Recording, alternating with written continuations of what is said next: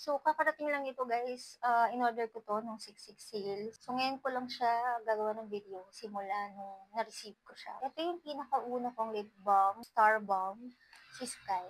White siya na may mga shimmers. This one I have is Tanner. O, diba? Sobrang ganda niya. O, dito isa si Superstar. So gorgeous. Ayan, saktong-sakto kasi super dry ng lips ko ngayon. Mamaya, ito-try ko to with matte lipstick para makita natin yung mga shimmers niya. This is in the shade Jewel.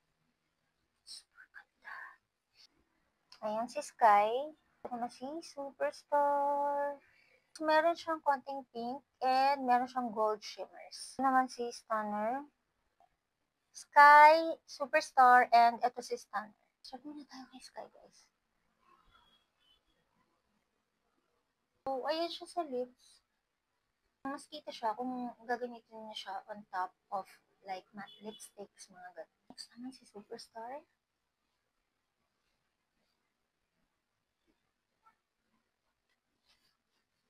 So, ayan siya. Pag tinanggal, naiikon pa rin yung mga chunks ng glitter sa lips. So, yan, dahil dark yung lips natin, hindi ko masyadong napansin yung stain niya. Pero, definitely, na-moisturize niya yung lips ko na wala yung dryness. Ayan.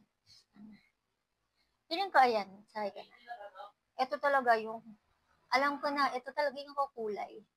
Dahil nga dark yung lips ko. So, ayan na yung stain toner sa lips ko. Nag-iwan na siya ng stain.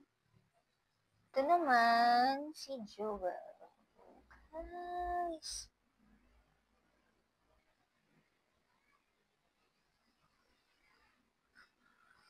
Oh, ganda.